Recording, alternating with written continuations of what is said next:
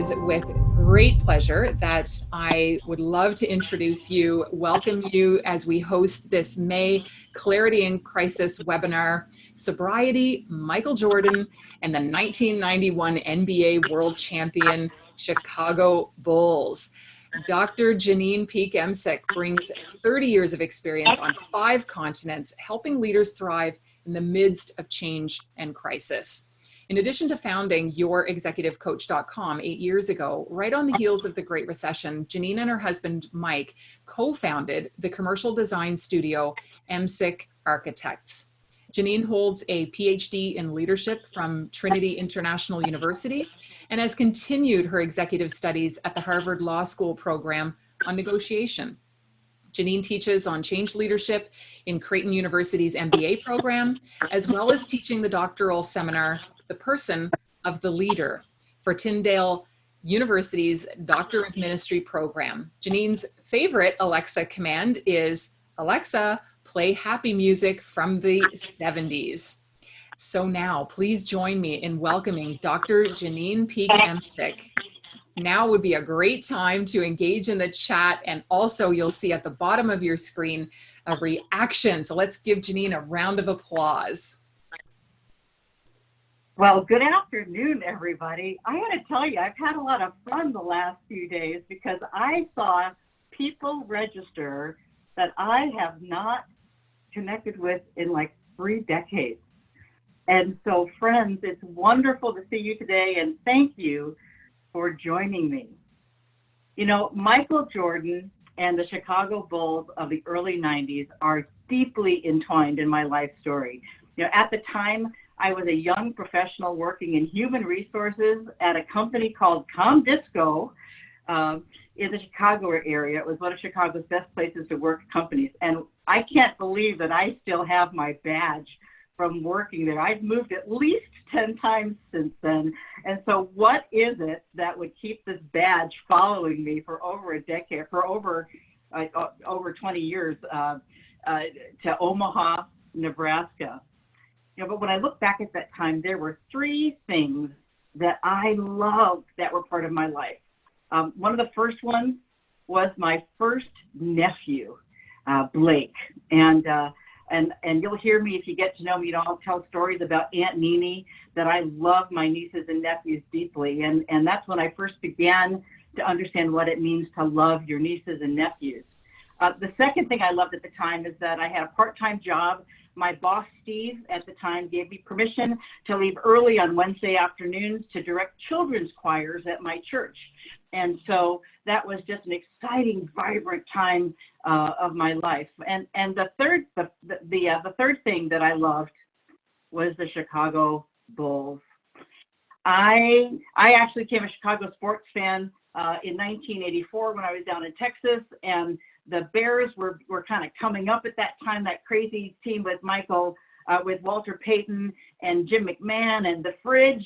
And I became the Chicago sports fan at the time. And at this period of time, the Bulls were coming up, and they had been in the playoffs against the Pistons and lost to them 3 times in a row. And there was this great rivalry between the Bulls and the Pistons at the time. And I had this client that had tickets for Chicago Stadium, and they would invite me to go to games. And literally, they were up in the heavens. So we would climb up all of these stairs, and I swear I lost 2,000 calories before the game ever started, just climbing the stairs. And they were right on center court, so you had this beautiful view of the game. And when Michael Jordan was in his zone, oh my goodness, the stadium was cement. You could feel it swaying, felt like what an earthquake must feel like with the crowd's excitement. It was the best of times. So Steve, my boss at ComDisco, was also my sports buddy. And after work, we'd head over to a local sports bar to catch happy hour in the game. And long after the game was over, Steve and I would still be hanging out at the bar way too late at night on a work night when we each had to drive home. It was the day after Christmas, and I remember going into work and seeing Steve's light on back in the corner office.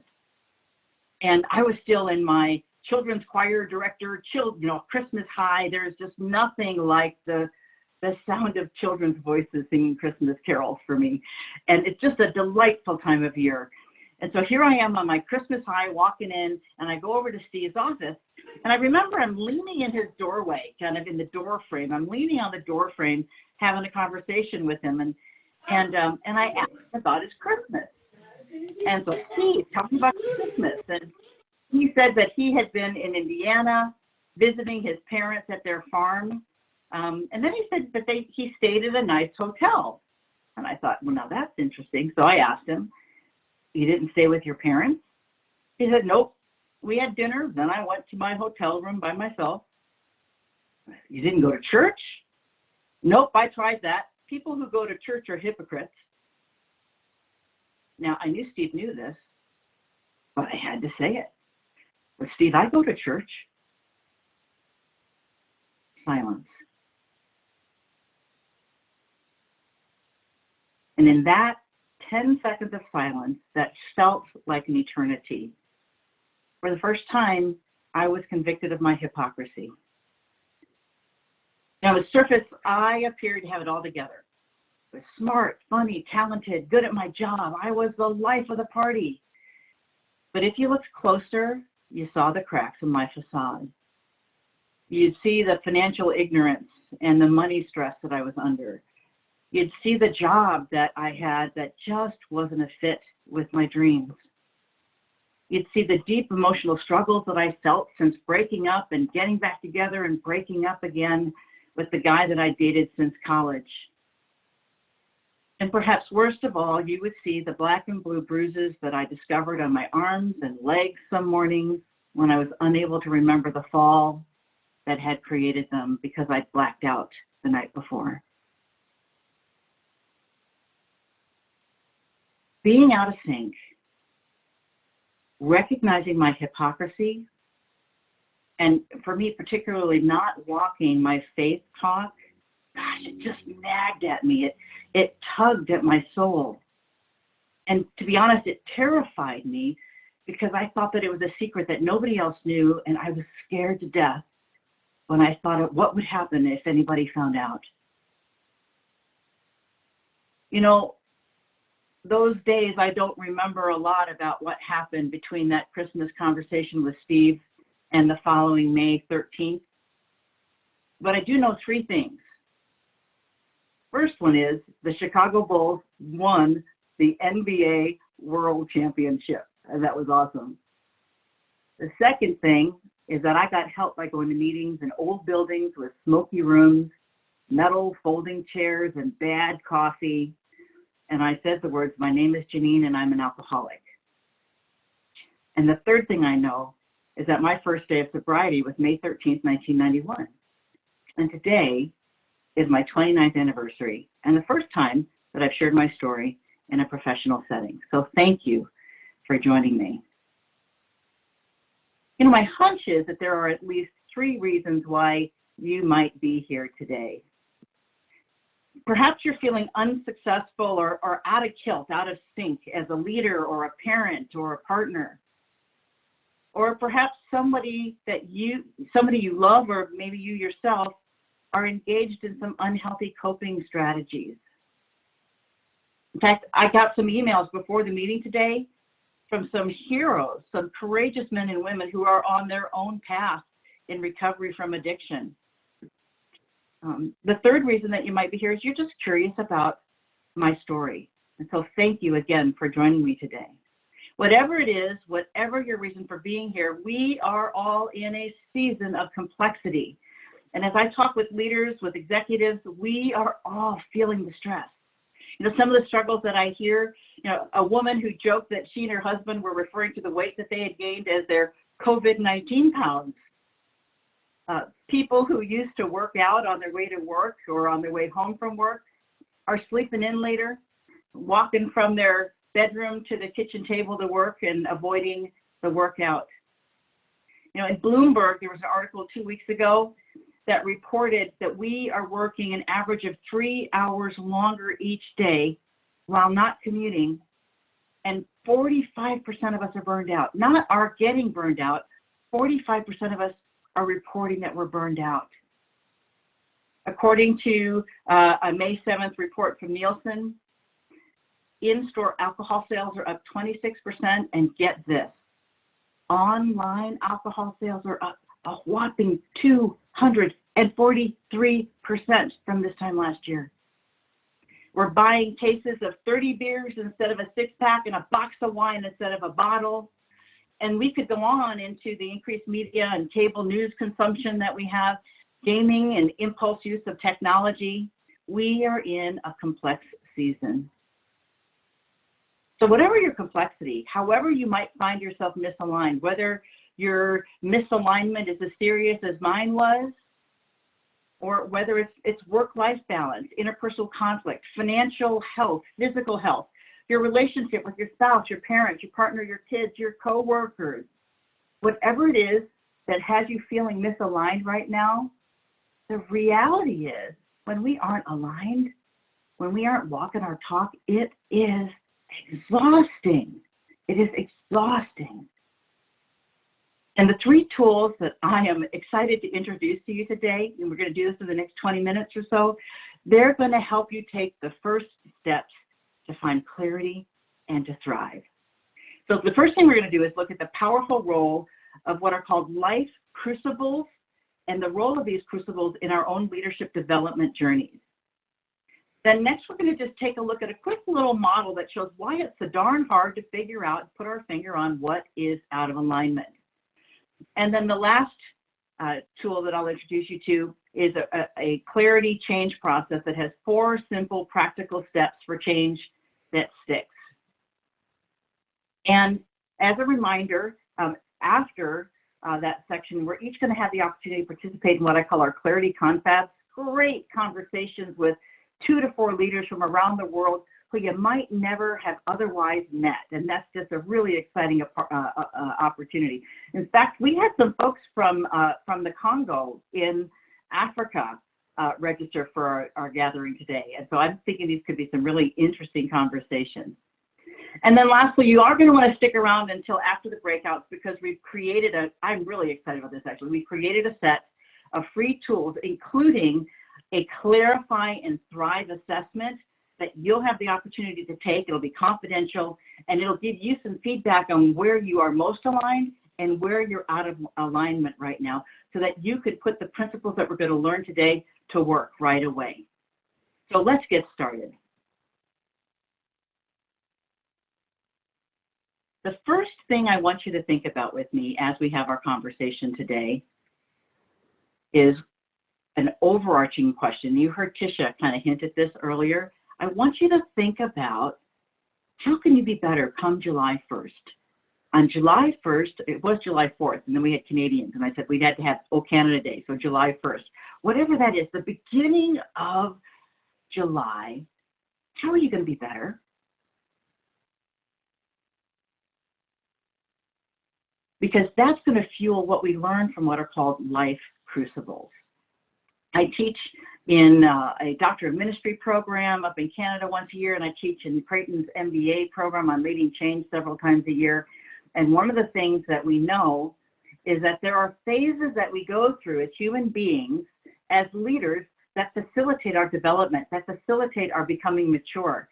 And these seasons, more than times of success, it's seasons that are really hard that we experience that help us grow in our cognitive, our emotional, our social, our physical, and our spiritual development. Oftentimes we think that success is what defines us. I personally believe that we learn more about a person and how they get up after they have fallen down than in their capacity to stand upright all the time, because we're human. We're going to make mistakes.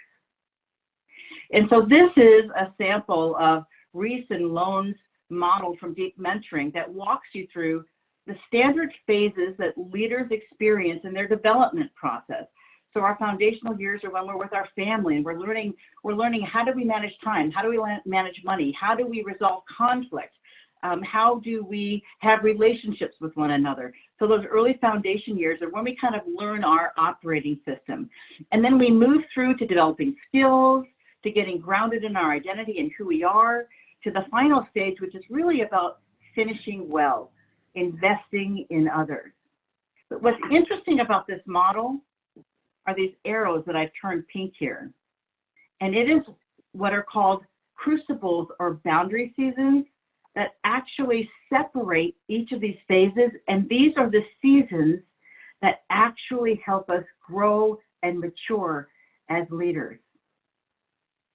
And Robert Thomas out of Harvard, he describes these as transformative experience from which we extract the gold and get better. There's three primary ways that we enter these crucibles. Walking off the map into some new territory, getting our legs knocked out from under us in some kind of role reversal or something is different, and then being placed in a holding pattern where we're stuck with reflecting and waiting, and it feels like, oh, I want to get going, what's next? And as I looked at these, it was really interesting because if you've heard me speak, I call the season we're in right now the interim normal. We aren't yet in the new normal. The new normal will come when we're on the other side of this. While we're in this interim normal, people are saying they feel like they've walked off the map. How they work, how we have family is completely changed. That we've had our legs knocked out from under us. We're being placed in a holding pattern because we don't know when the end will come. It's going to have something to do with when we get a vaccine for COVID-19. And so we're all kind of together in this crucible experience with our own opportunities to learn and to grow. I really like what Thomas says about crucible experiences. He says, experience may be a leader's best teacher, but there's a hitch. You see, two people can have absolutely identical experiences while one blossoms and the other is depleted. The same can be said for any pair of fired CEOs, unsuccessful political candidates, or rookie supervisors. The key is what matters the most is what you make of the experience, particularly of the traumatic and often unplanned crucibles, crises that happen in our life that challenge our identity as a leader, as a spouse, as a parent, as a friend. You might have heard the term, tough times can make you bitter or better. And Thomas's research shows that two leaders can go through the same thing, and depending on their outlook and their approach, they get better or they get bitter. So boundary seasons, they're trials, they're tests, and they force us to answer questions about who are we, who am I, and what's really important to me. And that is exactly what happened to me in May of 1991 when I had that conversation, 10-second conversation with my boss. So the question that I have for you is right now, where you're at, are you being forced to answer any questions about who you are and what's important to you? You know, oftentimes we discover this because there's this nagging, tugging inside of us between how we're living and leading today and what we think is important to you. I just finished grading a bunch of assignments for the Creighton MBA class that I teach on change, and in the reflection papers, the students who are generally in leadership positions all talked about the process, the learning process they engaged in going through the course material left them getting that something needed to change, something could be better. They wanted something different and were being called towards something different. It's that internal nagging feeling. Are you feeling an internal nagging feeling that something could be better? Well, here's why it's so hard to figure out what that something is that's out of alignment. Chris Argyris, who's also out of Harvard, he has a model, I call it the walk your talk model, and he presents to us, we all have this espoused sense of who we are. This is in our minds who we believe ourselves to be, our values, our competencies and best practices, this mindset of who we believe ourselves to be. And then we have how we actually live our lives. We have ourselves in practice. And so the espoused side is what we say, the in practice is what we do, the espoused side is our talk, in practice is our walk. The espoused is what we really believe. It's our worldview and in practice is how we actually live and lead. And what we found is the best leaders have significant overlap between what they espouse about themselves and what their practices are. And so for myself, I believe it is important that we know what our strengths are and what's important to us, as we know what our weaknesses are, so that we understand these in the same way that the people that experience our leadership experience us. But here's what's really interesting. Ardra's found that when there is a disconnect between what we believe about ourselves and what we actually do, it's in our unconscious. We have no idea. We're clueless. We still believe that we're aligned. I call these our toilet paper on the shoe experiences. And it's so interesting because if I'm out for dinner and I got toilet paper on my shoe and someone says, hey, Janine, you've got toilet paper on your shoe. Generally, I'm going to say, thank you. Oh my goodness, I'm so embarrassed. Thank you. I want to get rid of that. But when it's interpersonal stuff and somebody says, hey, Janine, you got a problem with anger, or Janine, you got an issue with control, or Janine, you got an issue with time management. Generally, what we say is, what do you mean? I do not. We don't welcome that kind of interpersonal toilet paper on our shoe talk. And so we often will leave that in our unconscious. So I'm excited because one of the things I mentioned earlier on is that we created a self-assessment that you're going to be able to take. It's going to walk you through several domains of your life and let you identify, where are you at right now? Where might your opportunities to actually bring what's unconscious to the surface and do something about it, take some action. So here's my question again. Are you torn between how you're living and leading today and what you say is important about you? Again, that was my catalyst conversation. There's no more toilet paper in my world when it had to do with my drinking. So what's the solution when we're out of alignment, right? We want comfort, we want hope, we want something to be better. Well, the 4-step change process that I've been using for close to 30 years are 4 proven practical steps that will help you implement change in your life. And I call it the ACTS model. We begin with aspire, clarify, transform, and sustain. So let me walk you through this real quickly. The first stage is to aspire. What are your dreams? What is it that you want to be better? You know, when I'm working with organizations and we're seeking to increase alignment, this is where we're addressing the vision and the values and the leadership competencies. What does this ideal future look like for you? How is it better? But the question I want to ask you guys today is really simple. How could your July 1st future self be better? What could be different personally, professionally? Once you have your aspiration, the next step is to clarify your current reality. Well, what is really going on? So one of my aspirations has been, I've been working on this for a while, that I have a really solid morning routine, a morning rhythm that sets me up for success, so that I've done all of the work that I need to do for myself, the self-care, so that I'm ready when people need me. So that when the team in the architecture office that we have downstairs, when those team members need me, I'm there and I'm ready for them and I'm not frustrated by their needing me. And so I've gotten very good at my morning routine with exercising, with my quiet time, I practice contemplative prayer and meditation, so and planning for the week. All of that's down, but darn it, my alarm goes off and I wake up and I can't get my patootie out of bed.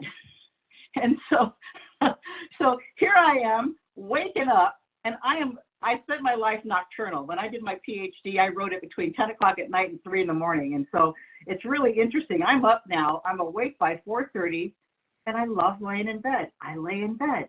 I still am able to get up, do my exercising, do my quiet time and all that, but now I'm losing this wonderful hour of time that I had designed where I can do some visionary work, some strategic work, where it's for me to think, to read, and I'm losing it. And so one of my July 1st better self practices is when I wake up, I get up.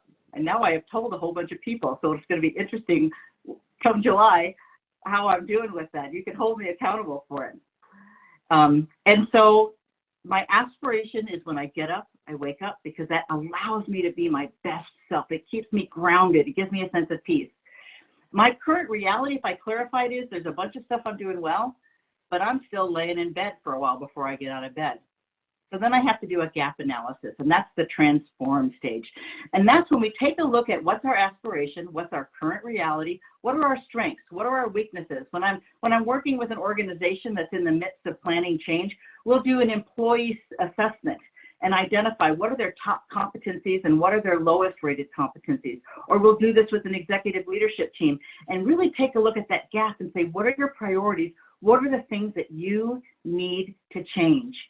And it's really interesting because for some reason, human beings, once they figure out that they understand the problem, like we get where we want to be, and I get where I am, and I created a plan, well, we actually think that we got it together. And I call that New Year's resolution planning. And how long does a New Year's resolution stick with us? And so that's why for over 20 years, I've insisted that I always work with this fourth stage, and I call it the sustain phase. Dr. Daniel Amen years ago did a study with heart patients, and he found that when heart patients went in to see the doctor because something was wrong, and they were told, change your life or in 6 months you're going to die, guess what the percentage is of patients who actually changed their lifestyles? 90% did not. What could be more motivating than pending death? To get your act together, right? So we're told we're going to die, and only 10% of us actually take steps to get better. So what Dr. Daniel Amen did is he created support groups, support networks of patients that had a similar heart condition, and they began to meet regularly. Think Weight Watchers, think any of the support groups that you have, and guess what the success rate was? 75%. For some reason, human beings thrive with support, with community, and that's what happens in the sustain phase. When I'm coaching an executive or I'm working with an organizational team, I am often the greatest source of traction early in the process because I have the accountability to change, to do things differently. And I know that change is going to succeed when I actually feel the ownership transition from me into the leader or into the leadership team in that sustain phase. So any change has to have a sustain plan. So I'm going to give you another quick example here. So Aspire, one of the things that we love for our architecture firm is we just have a fantastic culture. We hire young architects, we develop them quickly, they get to touch all phases of a project early on. Instead of in a larger firm, oftentimes you have to focus on one small piece of a project. And so one of the things that I developed to help us have this aspirational, amazing culture, instead of performance reviews, we do this thing called milestone conversations. And I just ask these 6 questions. We email the questions to them, we ask them to prepare their responses, then we ask them to email them back to us, and then we have a milestone conversation. What's been rewarding? What's been frustrating or the least rewarding? How can we help you do your job? How have you been contributing to our success? And then what ideas do you have that could make us better? And then anything else that's important to you. The last anything else that's important to me I got was, I need a standing desk. So that was kind of an interesting conversation. And it was before COVID, so now we all are getting standing desks, ironically. But these milestone conversations end up being the most powerful conversations that we have around performance. But guess what happens when we get busy? Our current reality. When we get busy, we don't schedule the time. We don't proactively have these conversations. And the cost is we lose the engagement and the sense of community that we have in the organization. So another one of my July 1st better selves, we've just added a couple of folks to the team. the plan is that we're going to regularly schedule these monthly conversations, and the way that we'll do that is automate them in our calendars. And how are we going to sustain that? One of the sustained processes will be accountability with the employees, because we'll communicate it to them. But having the tool in the system that regularly reminds us it's time to schedule your conversation will help us gain traction and actually begin to practice this. So that's a personal example, me getting out of bed, and then a professional example of how do I build a strong team, applying these 4 steps. And so I'm going to ask again, how will your July 1st future self be better?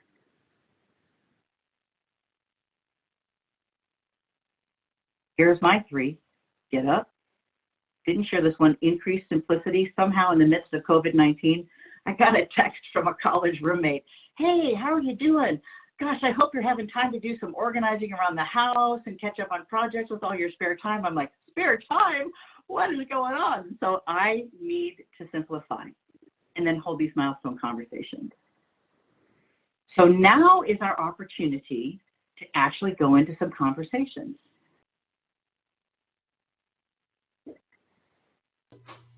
Great conversations happening in those breakout rooms. And I see a lot of people coming back. So the floor back over to you, Janine, whenever you are ready.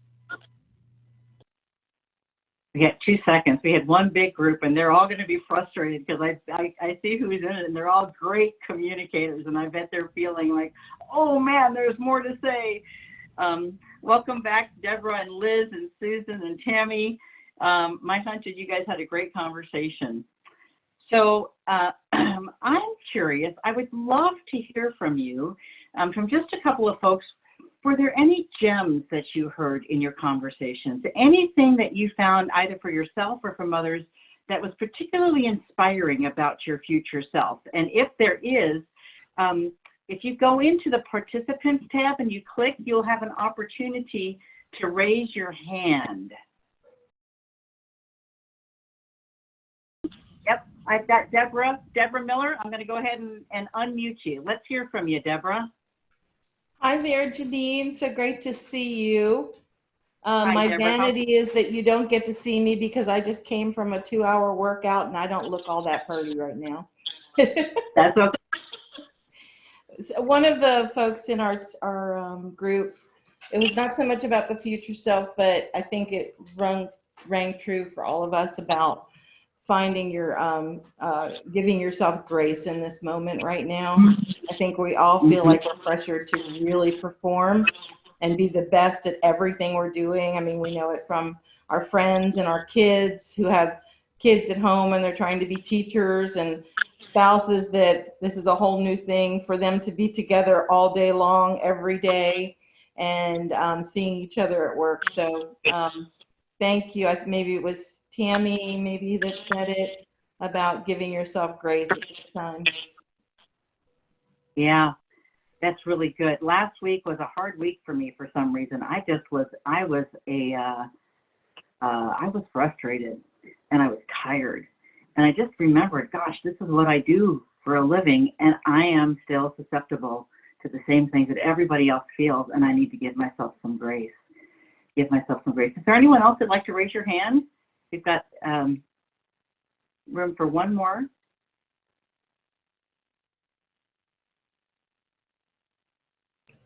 I could give an example. I've got Deb Franklin. Deb, you've got your thumb up. Go ahead, Deb. Okay, I just wanted to share something Michelle in my group said, and I'm sure I can't paraphrase it quite right, but one of the things that really struck with us is that her daughter said, when this is over, do we have to give up these new things like family dinners and playing games? And I thought that was really cool. I thought what she said really stuck, and I think it stuck with our group of maybe we don't want to lose some of these new things or these things that we're doing, and maybe we don't want to go back to the way things were entirely. And I know, Michelle, I probably didn't paraphrase that right, but it really meant a lot, what you shared. You know, last week I heard Patrick Lencioni, the leadership guru of 5 Dysfunctions of the Team, and death by meetings, and he was talking, and he said, I don't want to go back to professional. I don't want to be more professional. I want to go more personal. He said, I have learned more about my coworkers as their kids come into meetings and their dogs climb in their laps, and I see their kids drawing behind them on the wall. They bring joy to us. They bring joy. I don't want that to change. And so as we move forward, whenever that is, my hunch is we'll have some kind of synthesis because we have come to embrace what's different. One of the questions I'll ask is, just imagine when we're freed up again, close your eyes and imagine, who do you want to hug that you haven't been able to hug in the last 12 weeks? Because there's a whole bunch of people I cannot wait to hug and be present with and have a conversation with and break bread with, and not be 6 feet apart. And so there's lots of wonderful things that will come back, but there's also that will return. But there are a lot of things that it'll be interesting to see what sustains moving forward in this personal piece that's coming into our Zoom meetings. Would be wonderful if it continues. So I want to just give you a quick heads up as we begin to wrap up here. We've created a confidential Clarify and Thrive self-assessment that you'll have an opportunity to take on our website, and you'll be getting an email with a link to that, as well as then once you're done, a link to a worksheet that will help you analyze what you said about yourself and to practice the aspire, clarify your current reality, transform, build an action plan, and then sustain your change. And so we're going to tee you up to have a sense of personal agency and hope with these tools that we have created for you. And then we're also going to provide the opportunity in a week for you to register for a group coaching call where you can bring the form that you've completed and actually have some accountability and conversations around what you have said you want to be better on July 1st. And so know that that is coming. And then another piece that is coming that I'm really excited about, it actually started in February before COVID-19 came, but we'll be sponsoring a gratitude in July, a Thanksgiving in July summit, where we're going to take a look at gratitude, and we're going to have a psychoneuroscientist talk about the brain and what thankfulness actually does to us as human beings and to our brains. And this was something that we had planned to do here locally in Omaha, and we still will not be able to have events like that. And so you'll be invited to a gratitude in July summit. And my hope is when we get together, we're all going to have a lot of things that we thought about today that we've implemented in our lives that make us better. And so keep your eye out for all of those. You know, I had the opportunity to talk with Steve. I ran into him years after I got sober. And I thanked him for the conversation. I replayed the conversation to him. And by golly, that guy had no recollection. He had no sense that there was anything wrong with me. You know, you know, I said, you called me a hypocrite. Thank you. I got sober. What? And so, you know, it was just so interesting to me how powerful his words were in my life. And they weren't meaningful to him. And that lets us know that in our lives, we will hear things that will prompt us to move to getting better. And, you know, it's interesting, a year later, after I got sober, Comdisco was planning a 10% staff reduction. And I made the decision to resign, and I pursued seminary at the time. By 1997, I'd earned a master's degree and a PhD in record time. I'd been invited to teach and coach and consult on 5 continents. And I'm privileged to own 2 successful small businesses. But I really think that my greatest success is in relationships. See, when I was out of sync, relationships were hard. I always thought I was too messed up, too screwed up for anybody to want to marry me. But 10 years ago, I married for the first time at almost 50. And here we are, we're celebrating our 10th anniversary, and we have a great marriage. And we had figured out, how do we live and work together as a married couple long before COVID-19 came into our world, and we do it really well. And because Mike is one of 9 kids, there are hundreds of M6 running around Omaha, Nebraska. And so not only do I have this great relationship with the Peak family and my nieces and nephews, it's a smaller unit, but there are 150 M6 around Omaha that I get to have these great relationships with. And at Christmas, I'm not directing children's choirs anymore, but here's what I am doing.